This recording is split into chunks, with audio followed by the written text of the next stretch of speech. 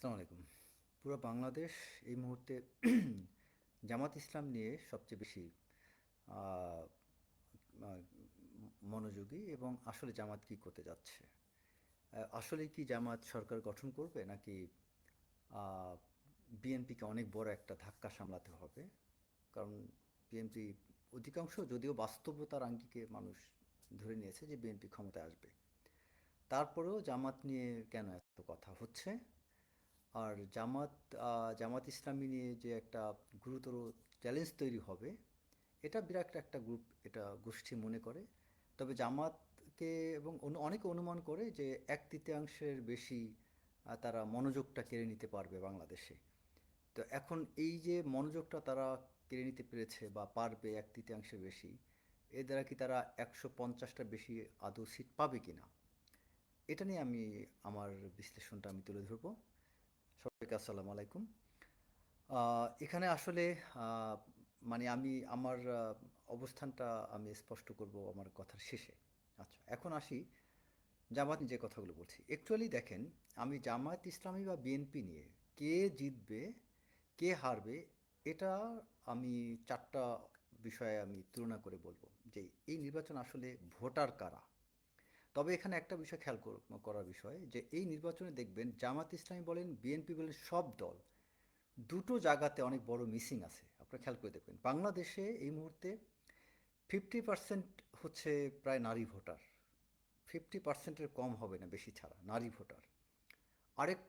আরেকটা হলো জুলাই অভ্যুত্থানের মাধ্যমে বা এই গত 17 বছরে এই জেনজি বলি বা তরুণ যারা বলি বা জুলাই যোদ্ধা বলি, এই গ্রুপটা কিন্তু দেখবেন 5ই আগস্ট পরবর্তী সময় যেভাবে তারা সরব ছিল, তাদের উপস্থিতিটা আমরা যেভাবে দেখেছি, ভোটের সময় কিন্তু আমরা সেই উপস্থিতিটা দেখিনি।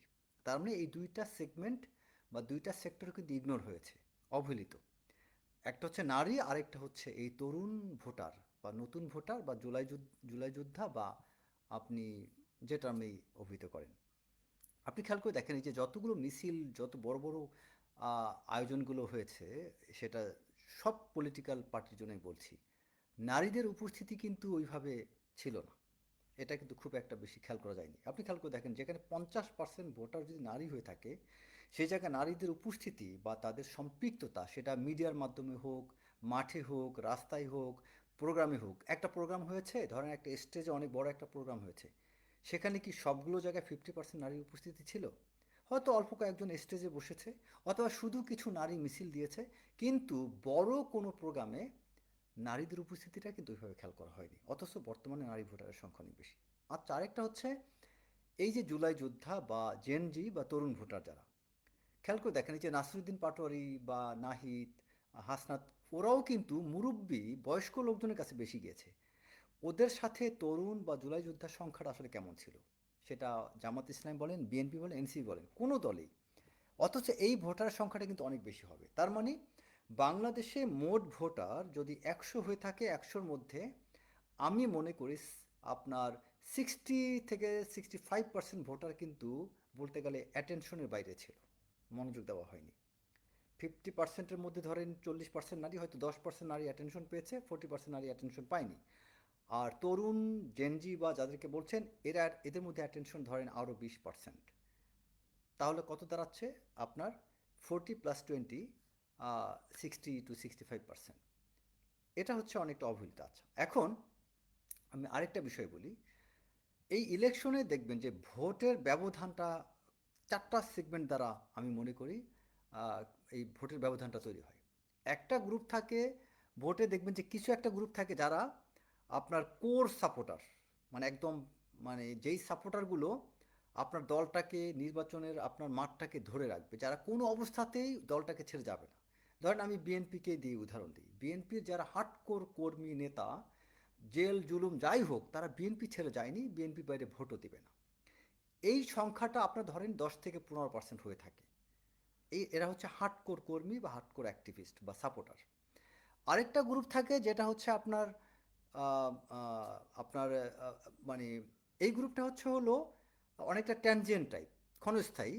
মানে আপনার কোনো একটা কারণে এরা ফ্রাস্ট্রেটেড হয়ে গেল, কোনো একটা কারণে আপসেট হয়ে গেল, কোনো একটা কারণে তার মুড সুইচ করলো, অথবা কোনো একটা কারণে সে আহ, দলের বা নেতার যে কারোর প্রতি বিরক্ত হয়ে গেল এবং সে তার সুইচ করে সে তার রাগের বশত অভিমান বশত সে অন্য একজন ক্যান্ডিডেটকে সে ভোট দিল, সে তার দলের প্রার্থীকে ভোট দিল না। সে কিন্তু ধরেন বিএনপির বিরুদ্ধে না, কিন্তু তার একটা অভিমান আছে, ওই অভিমানের কারণে সে ওখান থেকে সরে গেল।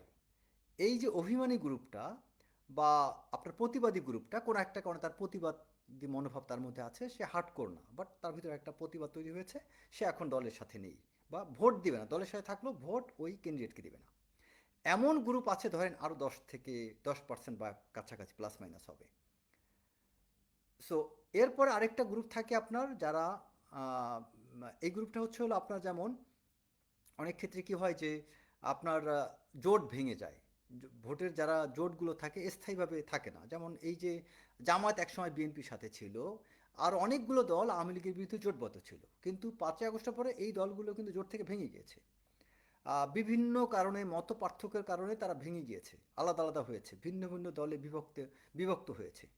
এই গ্রুপটার কারণে কিন্তু ভোটটা কমে গেল সব দল থেকে, জামাত থেকে একটা গ্রুপ ভোট চলে গিয়েছে বিরাট একটা গ্রুপ, বিএনপি থেকে ওই গ্রুপটা কমে গিয়েছে বা অন্যান্য দল দল যারা আছে তাদের থেকে। যেমন কথা কথা আপনার উদাহরণ দেই, জামাতের অনেক লোকজন বিজেপির আন্দোলন রহমান পার্থকে সমর্থন দিত, কারণ তিনি জামাতে অনেক মানুষ নিয়ে কথা বলেছেন। বাট খেয়াল করে দেখেন বিজেপির আন্দোলন রহমান পার্থ যখন বিএনপির সাথে জোট করলো, জামাতের লোকজন কিন্তু তার বিরুদ্ধে চলে গেল। এই যে এই গ্রুপটা, এটা হচ্ছে আবার আরেকটা সেগমেন্ট, যেটাকে আপনি বলতে পারেন রিঅ্যালাইনমেন্ট টাইপ কিছু, যে তারা এখন আগের যে অ্যালাইনমেন্ট থেকে সরে অন্য একটা অ্যালাইনমেন্টে চলে গেল। লাস্টে আরেকটা গ্রুপ হচ্ছে আপনার সুনামি টাইপ। কীরকম?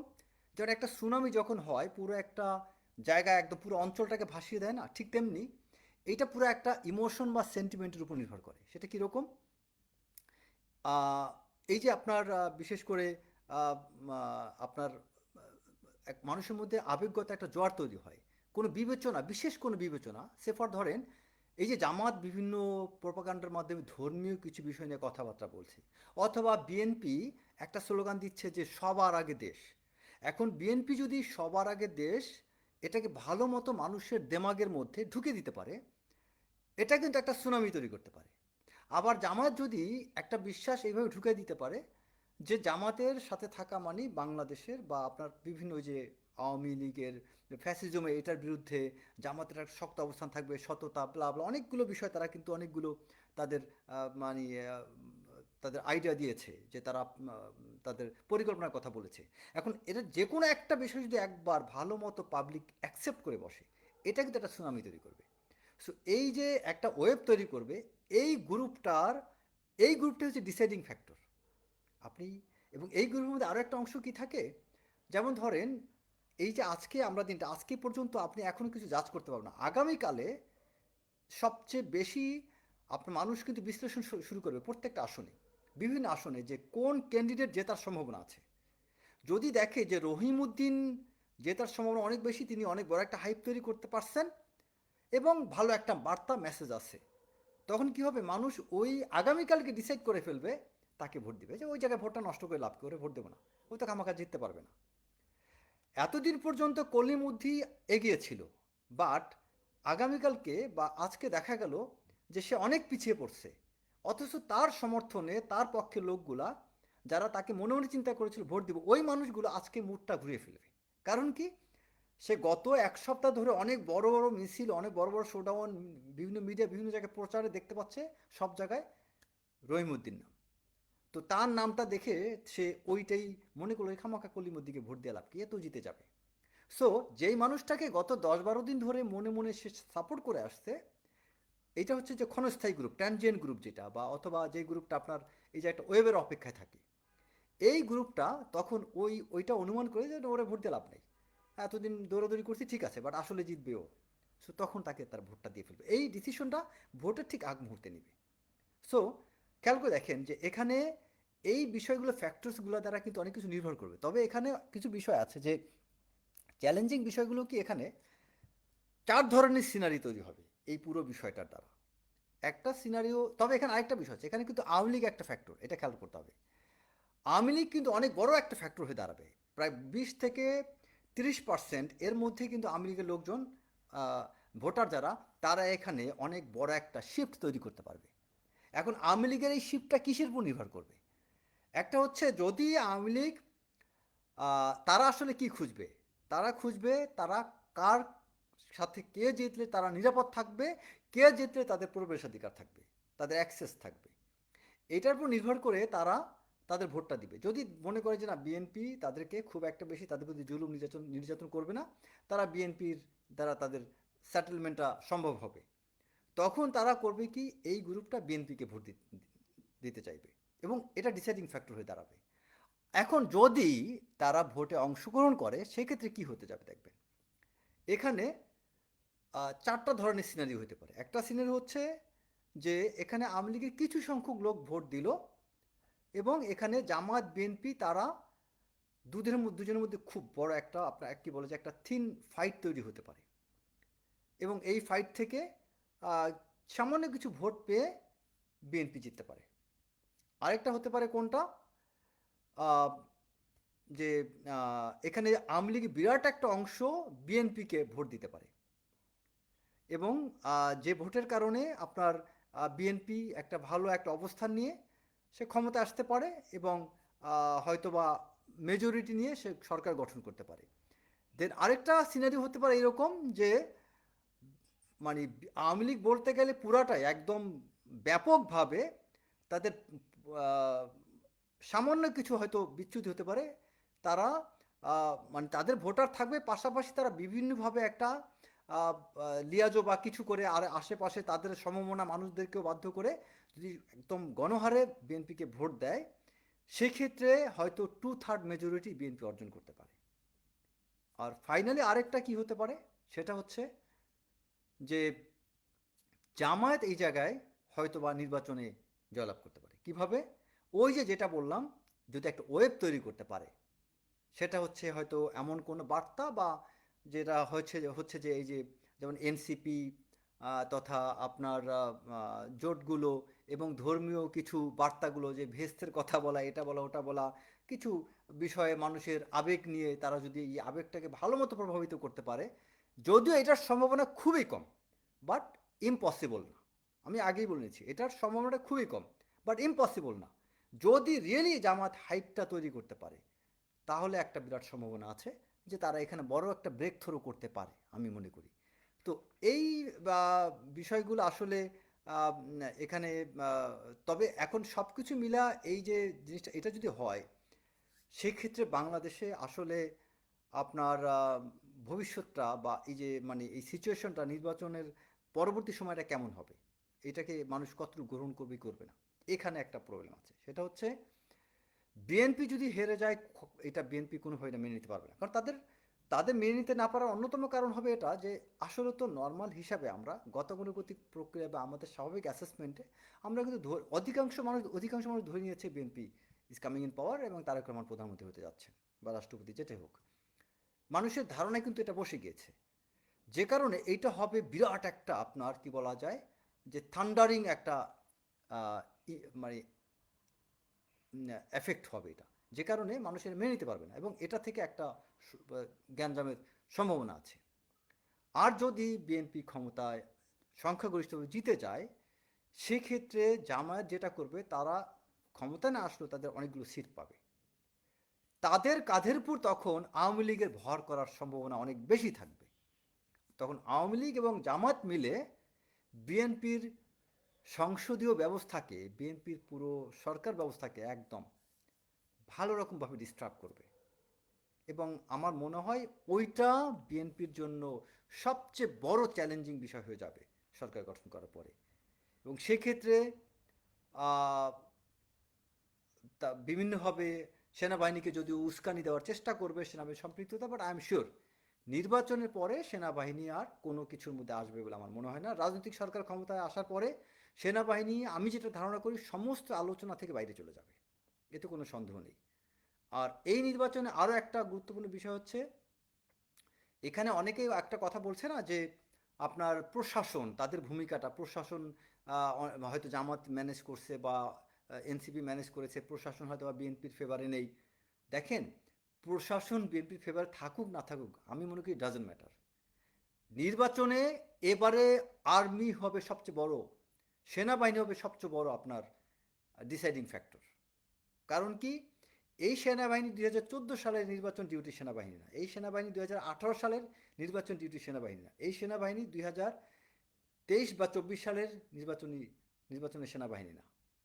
এই সেনাবাহিনী ম্যাজিস্ট্রেসি পাওয়ার আছে এবং একদম ব্যালট বক্স পর্যন্ত তার প্রবেশাধিকার আছে, এবং সেনাবাহিনীর এযাবৎকালের সর্বাধিক সংখ্যক সদস্য নিয়ে মাঠে থাকবে এবং সবচেয়ে বেশি প্রস্তুতি নিয়ে থাকবে।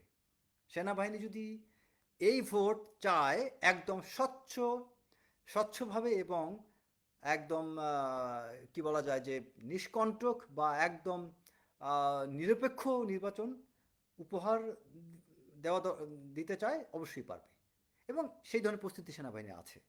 যে যতই যা করুক, সমস্ত পরিকল্পনা সব কিছু ভেস্তে যাবে if military takes the right role বলতে একদম স্বচ্ছ নির্বাচন প্রক্রিয়া, এবং আমি শিওর এটা হতে যাচ্ছে। আমি যতটুকু জানি ফিল্ড লেভেলে কিছু কিছু জায়গায় ডেভিয়েশন হতে পারে, বাট হাই কমান্ড লেভেলে বা কমান্ড লেভেলে আমি যতদূর জানি স্বচ্ছ নির্বাচনের ব্যাপারে স্পষ্ট আদেশ। সো এবং আনসারের ডিজির আমরা বক্তব্য শুনলাম, বিজেপি সেখান থেকেও আমি যতটুকু জানি, যদিও এখানে লিডিং থাকবে সেনাবাহিনী। সো নির্বাচন সুষ্ঠু হবে, তবে সুষ্ঠু নির্বাচন মানে এই না যে গ্যাঞ্জাম হবে না।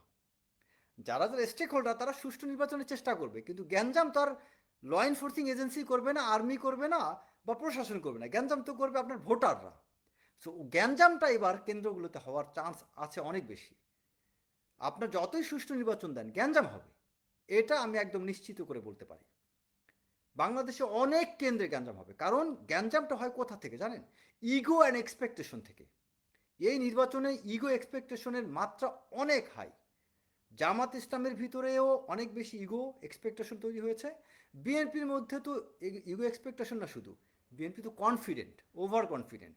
তো মানুষ যখন ওভার কনফিডেন্ট হয়, সে তখন অন্য একটা কিছু মেনে নিতে পারে না সাইকোলজিক্যালি, এটা মানে এটা হবে কেন, এটা হওয়ার কথা না। তখনই কিন্তু ওই জায়গাটায় আপনার রিয়াকশনটা আসবে, ফ্রাস্ট্রেশন থেকেই মানুষ কিন্তু রিয়াকশনটা শুরু করবে, এবং যেটা হওয়ার চান্স অনেক হাই। অনেক জায়গাগুলোতে জামাতের ক্যান্ডিডেট তিনিও আশাবাদী, এনসিপির ক্যান্ডিডেট তিনিও আশাবাদী, বিদ্রোহী বা স্বতন্ত্র ক্যান্ডিডেট তিনিও আশাবাদী, বিএনপির ক্যান্ডিডেট আশাবাদী। সো কেউ কাউকে ছাড় দিবে না। তো এই যে ছাড় না দেওয়ার মনোভাব, এটা থেকে গ্যাঞ্জাম হওয়ার সম্ভাবনা অনেক হাই।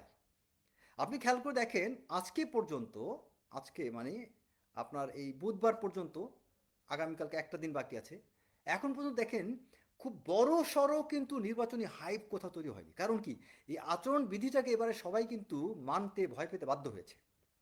আপনি দেখেন মির্জা আব্বাসের মতো মানুষ মনের কষ্ট নিয়ে হাহাকার নিয়ে বলতে বাধ্য হয়েছেন যে আল্লাহ মনে আমার ধৈর্য পরীক্ষা নিচ্ছেন। নাসিরুদ্দিন পাটোয়ারি তাকে নানানভাবে টম অ্যান্ড জেরির মতো করে, সেই টম অ্যান্ড জেরি যেভাবে মেটাল শিটের বাড়ি খেয়ে যখন টম বারবার মেটাল শিটের আঘাত পেয়ে চ্যাপ্টা হয়ে পড়ে যায়, মির্জা আব্বাস ওই রকম হয়ে পড়ছে, তাও নাসিরুদ্দিন পাটোয়ারিকে নিয়ে গালি দেয়নি, বকা দেয়নি, বা তারপর মানে সে হামলা করেনি। যেটা কিন্তু গতানুগতিক ধারায় কনভেনশনালি বাংলাদেশে অতীতে নির্বাচনগুলো তো হয়েছে। পাওয়ার থাকলে কেউ ছাড় দেয়নি, পলিটিক্যাল ক্রাইমগুলো হয় পাওয়ার থেকে সাধারণত। সো এই একটা সুপারিয়র অবস্থানে থাকা সত্ত্বেও মির্জা আব্বাস কেন করেনি? ওই নির্বাচনী আচরণবিধির ভয়ে। কারণ সবার একটা ধারণা ছিল যে নির্বাচন কমিশন এইবারে পলিটিক্যাল পার্টির দিক তাকাবে না, যে কোনো সিদ্ধান্ত নিতে পারে, একটা বাতিল করে দিতে পারে। তো এই কারণে বিভিন্ন জায়গায় হাইপটা কিন্তু তৈরি হয়নি, যে কারণে আপনি স্পষ্টত এখনও বুঝতে পারছেন না কে আসলে সবচেয়ে বেশি ভোট পেয়ে জিতবে। অনেকেই, যেমন কেউ নাসিরুদ্দিন পাটোয়ারি নাম নিচ্ছে, হতেও পারে। আবার মির্জা আব্বাসের কথা বলেন না, তিনি তো জিতবেনই, হারতেও পারে। আবার ওই কাইমের কথা, আরে কাইমের মতো এত শক্ত ক্যান্ডিডেট, তিনি হারবেন না, আবার বলা যায় না, হারতেও পারেন। এই যে কথাটা একটু শঙ্কা, সামান্য একটা শঙ্কা। কারণ কি, এখানে কেউ স্ট্রং হাইপ কিন্তু মাঠে তৈরি করেনি। একদম ওই কাইমের লোকজন পারেনি পিটায়া নাহিদের লোকজনকে মাঠ ছাড়া করতে, যেটা অন্য সময় হলে হতো। বা মির্জা আব্বাসের লোকজন ওই নাসিরুদ্দিন পাটোয়ারিকে পিটায় মাঠ ছাড়া করেনি, যেটা দুজনেরই সক্ষমতা ছিল, কাইম সাহেবেরও ছিল, মির্জা আব্বাসেরও ছিল, কিন্তু কেউ কিন্তু এই অ্যাটেম্পটা করেনি। একইভাবে আপনি খেয়াল করে দেখেন ওই যে মিরপুরে সাজুর অনেক লোকজন আছে, তার কর্মী টর্মী অনেক বেশি। তারপরে আপনার তেজগাঁওয়ে যে আপনার নীরব ভাই, তার অবস্থান অনেক শক্ত, তিনি চাইলে তার প্রতিপক্ষকে অনেকভাবে ঘায়েল করতে পারেন। সাইফুল ইসলামের অবস্থান তেমন একটা নেই, বা ওখানে আরও আছে যে কেন্দ্রীয় আমাদের ওই যে তারেকের, তাদের অবস্থা আমতারেক বা যাই বলি, অবস্থান নেই, কিন্তু তাও কিন্তু কোনো কিছু করেনি। তাও নীরব কিন্তু হাইপ তৈরি করেনি, সাজু বড় হাইপ তৈরি করেনি। তার মানে বাংলাদেশে কোনো জায়গায় কেউ খুব বেশি ক্ষমতা প্রদর্শন করতে যে একটা নির্বাচনী হাইপ বা একটা ওয়েব তৈরি করা হয়, যেটা হয়নি। ওইটা না হওয়ার কারণে আপনার অনেক কিছু এখনও ক্যালকুলেট করে মানুষ ডিডাকশনে আসতে পারছেন না, যেটা হবে একটা সারপ্রাইজিং ফ্যাক্টর। তবে ওই যে আমি যে কথাগুলো বললাম, যে ওই বিষয়গুলোর দ্বারা আমি লাস্টে আবার এটা সামারিটা নিই। একটা হচ্ছে আপনার যে প্রাইম যারা আপনার কোর ভোটার, এটা সংখ্যাটা খুব কম। তারপরে যারা ফ্রাস্ট্রেশন থেকে ভোটার হয়, আপনার এক দলের একজনের সাপোর্টার ছিল, ফ্রাস্ট্রেশন থেকে কোনো একটা কোনো মাইন্ড করছে, মাইন্ড খেয়ে সে আরেকজনকে ভোট দিবে, এটার গ্রুপও কিন্তু 8-10% থাকে। আপনার যেটা কোর ভোটার 10-15% থাকে। তারপরে আপনার আরেকটা গ্রুপ থাকে যেটা হচ্ছে বিভিন্ন জোট টোট ভেঙে যাওয়ার কারণে, গ্রুপ ভেঙে যাওয়ার কারণে যেটা হয়, এটা ধরেন 10-15%। তার মানে আপনার 30-40% ভোটার আপনার একটা সাইডে থাকে, আর বাকি রেস্ট হচ্ছে ওয়েব। কোনো একটা কোনো একটা আবেগ তাড়িত কোনো একটা বিষয়ে কেউ একটা বার্তা কেউ খেয়ে ফেললো, ওইটার কারণে অনেক বড় একটা ওয়েব তৈরি হয়। যেমন কোনো একটা নারী শক্তি চিন্তা করলো এ হইলে আমরা আমাদের জন্য নারীদের হবে, দেখা গেলো সব নারী তাকে ভোট দিয়ে দিল। খালি মনের মধ্যে আপনি তা একটা কথা আছে না যে পজিশন ইন দ্য মাইন্ড, তার তার মাথার মধ্যে, তার পজিশনের মধ্যে, মাথার পজিশনে তার পারসেপশনে যদি একবার একটা বিশ্বাস ঢুকে দিতে পারেন যে এ নারীদের জন্য কল্যাণ আনবে, সব নারী ভোট দিবে। একবার যদি বুঝাতে পারেন এ হইলে যে আম, মুসলমানদের জন্য ভালো হবে, হিন্দুদের জন্য ভালো হবে, বৌদ্ধদের জন্য ভালো হবে। যেমন মামুনুল হক, সে একটা ওয়েব তৈরি করার চেষ্টা করছে, এবং অলরেডি অনেকটা ওয়েব তৈরি করে ফেলছেন। এবং যেমন ধরেন কথা কথা আপনার সেফর এই যে ববি হাজ্জাজ, ববি হাজ্জাজ কিন্তু আমার মনে হয় মুখ থুবড়ে পড়বে। আপনারা লিখে রাখেন, আমি আমার অ্যাসেসমেন্ট বলে ববি ববি হাজ্জাজ মারাত্মক রকম খুবই কম ভোট পাবে, হারবে তো হারবে কেন, কারণ তার অবস্থা কয়েকটা বিষয়ে বাংলাদেশের মানুষ কিন্তু খুব সহজে অ্যাকসেপ্ট করে। সেটা কি ধর্ম রিলেটেড কিছু বিষয়, কালচার, আমাদের কিছু ট্রেডিশন, কিছু নর্মস আছে। যেমন সে বলছে সালাম আলাইকুম, সালাম আলাইকুমও বলেন, এইটাও কাছাকাছি হয়।